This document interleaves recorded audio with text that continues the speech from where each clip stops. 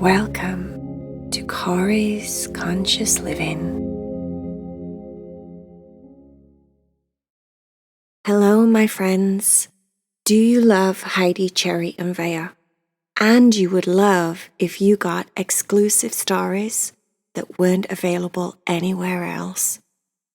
If you join my Patreon Cat Club, you will get 3 stories every month for $7 on the 7th of every month. If you want to join the club and it's okay with your guardians or your parents, then follow the link below and become a patron and join the Cat Club. Namaste, my little friends.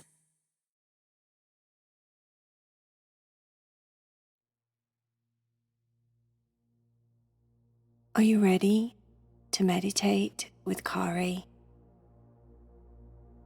Make sure that you get in bed. You've got your comfortable pajamas on. You're snuggled down and you're all comfortable. And everything is good in the world so that you can relax your body and get nice and happy before you go to sleep. Heidi, Cherry, and Vaya had been to the movies. They were halfway through the movie when Cherry needed to go to the toilet and she didn't want to go on her own because it was a little bit scary. Will you guys come with me? I don't want to go on my own, just in case. And, I'm not sure, there's so many different toilets in this place. There's bathrooms absolutely everywhere. And there's 10 different movie theatres. And I might find the wrong movie theatre when I'm coming back all on my own. And I might end up going in a scary movie instead of a really nice movie like this one. And then it will be so dramatic. And then I'll be frightened forever of the dark. And I just don't want to do that. Heidi said, "Be quiet, Cherry. We'll come with you." So Heidi, Cherry, and Vaya all carefully, quietly got out of their seats, shuffled their way through the busy aisle, and found their way to the bathroom. When they got to the bathroom, Cherry said, "Oh, I don't think I like these toilets. These toilets freak me out. There's something about public toilets that are really yucky, don't you think?" Heidi said, "These toilets aren't that bad, Cherry." Cherry popped her head in a few different stalls in the bathroom. "Ugh, ugh. Ooh, that one's not nice. Ugh, that one's all messy. Ooh, that one's all wet. What are you supposed to do when you've got a wet toilet seat? That's so gross. Ugh, ugh, ugh." She kept making all these weird noises. Vaya was laughing at her. It's okay, Cherry. Me thinks that, that's what those paper things are for. You just put one of the paper things down on the toilet seat, and then the toilet seat's practically clean because you're just putting your little tush on the toilet paper thing, Heidi said, "Yeah, that's what they're for, Cherry. You're supposed to put one of those toilet paper covers on the toilet seat." "Oh, no, that's still pretty gross because, you're going to get paper stuck on your bum. And if your toilet seat's all wet because it's all yucky, then you go and put the paper seat down on top, then the paper seat is wet because the toilet seat was wet. And then what's the point? Because obviously you still sat on something gross if the toilet seat was wet and then the paper seat gets wet. So you still sat on a wet, yucky toilet seat and it's it makes me go all funny inside. I like my toilets to be pretty clean. I'm very adventurous and I'm very easygoing at some things, but my toilets, I'm very particular. The bestest toilets in the world were those in China. Remember how you could sit on them and they were so super, super clean. Even the public toilets were so super clean. And you sit on them and they warm your tush. And then and you know what? I don't know whether you remember this, but some of them even massage your bum. They massage your bum, the toilet seat gets all warm and then it ripples and massages your bum. And then they have a squirty thing that squirts and cleans your tush after you've been to the toilet, which is very nice. Did you know, Heidi, that they do that in lots of countries? They don't actually recommend that you use toilet roll because they don't have very good sewerage, Heidi said. You mean sewerage systems? Yeah, sewerage systems. Yeah, they don't have particularly good ones. So what they do is they ask you to just like squirt your tush, and then that's how you clean it, Vaya said. Well, don't me thinks that you would have a very wet tush. What do you do then? Do they have a towel?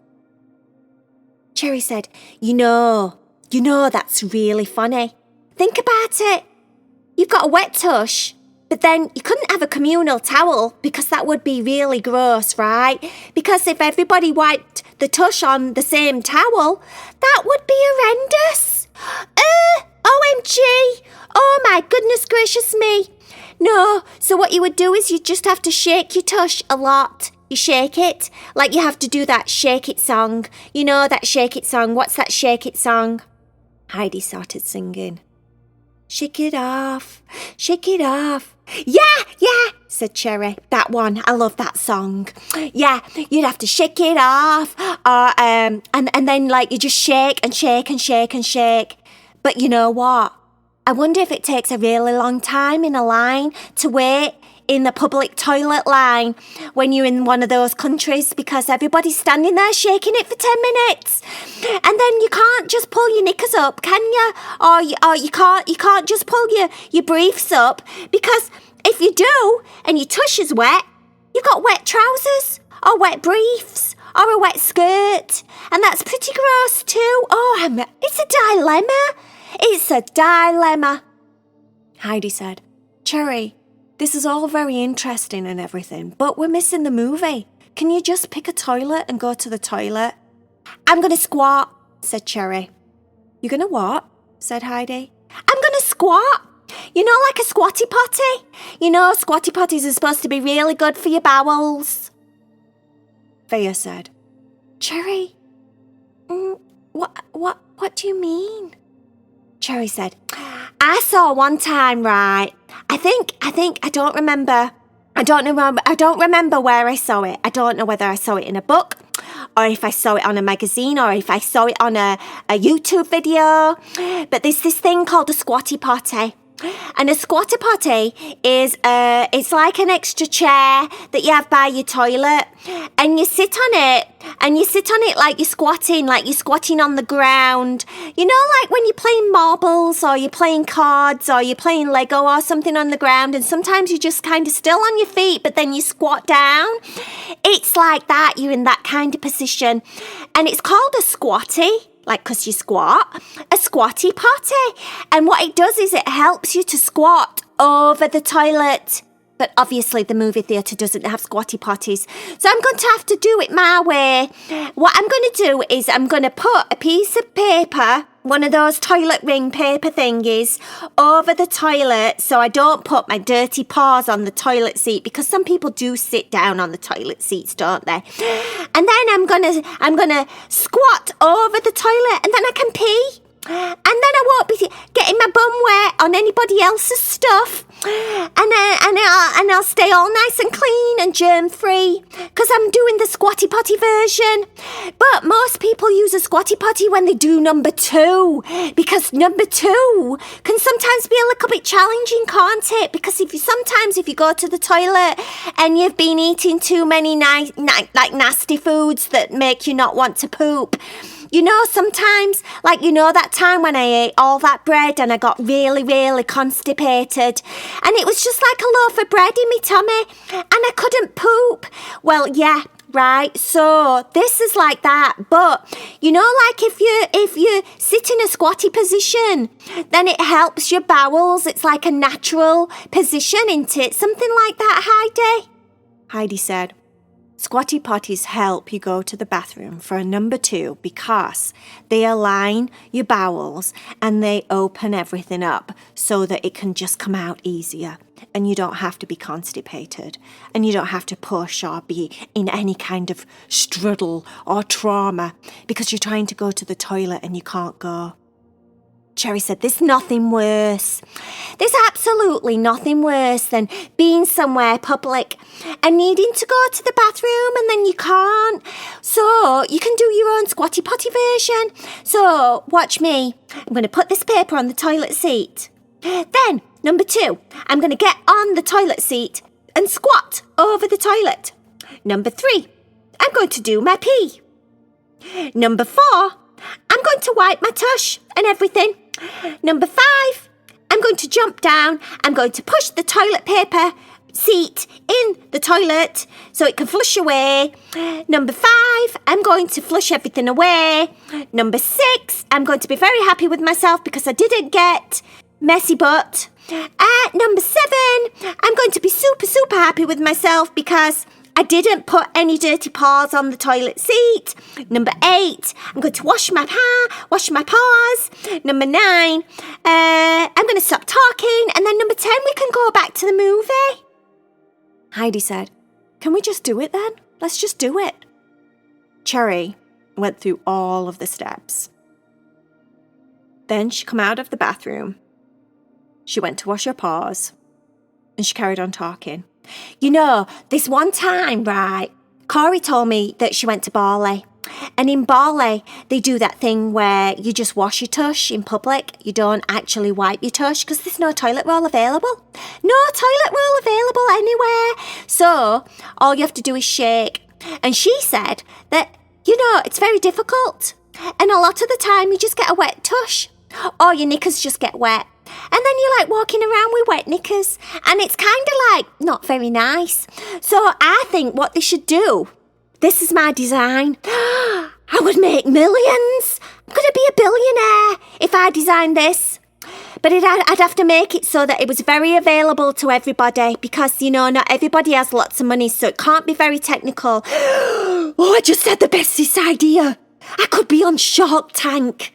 You know that program where you're taking your inventions and they go, yes, that's a brilliant invention, Cherry. Let's put billions of dollars into your invention and get butt blowers all over the world. Heidi said, butt blowers? Cherry said, yeah, that's my invention. Right, so listen to me. So you're in Bali. You go to the bathroom. You have to squirt your tush because that's how you clean yourself. Because you don't want to be dripping pee down your legs, do you? That would be really gross. So you squirt yourself, you get clean, right? And then the magical butt blower, designed by Cherry the cat. And I'd have to think about this a little bit more, but it'd be kind of like a little hairdryer. But it'd be attached to the wall so no one could steal it because, you know, if it's really cool, then everyone that comes into the public toilet would just want to take your butt dryer. So, what you do is you get off the toilet, you give yourself a shake, but you don't shake near the toilet because if you shake near the toilet, then you wet the toilet seat again and it kind of defeats the object. And then the next person that goes into the bathroom has a really wet toilet seat. So you shake your butt and then you get in front of the butt blower. And the butt blower blows really fast. And it whoosh, like a really powerful blow. Not just like a windy blow, like a... Because that would take too long. And then you'd be in the bathroom like 20 minutes butt blowing, wouldn't you? So no, I mean like full industrial blowing. That's what it would have to be. And then you press the button and it goes whoosh. And it blows this really big, amazing amount of butt blowing power onto your butt. And all of the wet just instantly goes, bow, just evaporates, completely disappears. And then you're like sparkly dry and clean and everything. And you can pull your knickers up and they're not wet. Because Corey said it was awful. Sometimes it was just like really gross because she had like really wet knickers. So yeah, I think that's my invention. Cherry. Butt blowers all over the world. And I'd have to make them so that they were very reasonably priced because, if they're going to be in places like Bali or Costa Rica or India or somewhere like that where they don't like to use a lot of toilet paper because they don't have very good storage systems, then yeah, it would need to be priceable, wouldn't it? It would need to be what am I saying, Heidi? Heidi said, you would have to make it so it was very reasonably priced. Yeah, that's what I'm saying. Very reasonably priced. I wonder if you could just set it up so when you turn on the button, there's like a big gust of wind from outside. Maybe you could do it so you didn't even need any electricity, so that when there was a power out, you could still butt blow. That would be awesome. Butt blow in any country. Butt blowing available even in the jungle. You could set it up so it was on a tree. And then if you had to go tinkle in the woods, nature potty, you would be able to just go poof, like big gust of wind. Blow away all your nature potty dribbles. And then you'd be all clean. I think this is amazing. The cats listened to Cherry all the way back to the movie theatre. They went quiet when they got inside the movie theatre, so they didn't disturb everyone watching a movie. They got back to their seats, sat down, and carried on watching the movie all the way to the end. Cherry was particularly itchy through the rest of the movie. She couldn't wait to get home to draw up some kind of designs, blueprints on how to make Cherry's butt-blowing genius invention. She decided she was going to call it Butt Blower. She thought it had perfect rhyme, and it said exactly what it was, and she could see herself on Shark Tank describing the butt blower and exactly what it was for, to stop all those uncomfortable dribbles. She got it all down, she wrote it all in a journal. Now all she needed was to somehow get on Shark Tank. Then she would be famous.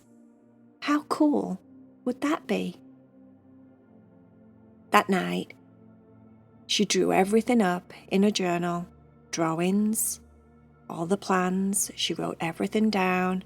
She wrote possibly how much it would cost, all the materials you would need to make it. She did a really good job. Cherry was very smart when it came to inventions. Maybe it's because she's got such a good imagination. And then they all snuggled in bed. Cherry closed her eyes and started to see in her mind Cherry on television. The judges were sat listening to her pitch. There were 4 judges listening to exactly what she was talking about. Genius butt blower. No one had ever thought of it. All the judges in her dream loved the idea. It was just amazing. And from that day forward, every single household, whether they were a third world country, whether they lived in the jungle, whether they lived in a mud hut, or whether they lived in a penthouse in LA, it didn't matter. Everyone had a butt blower. It was great. The end.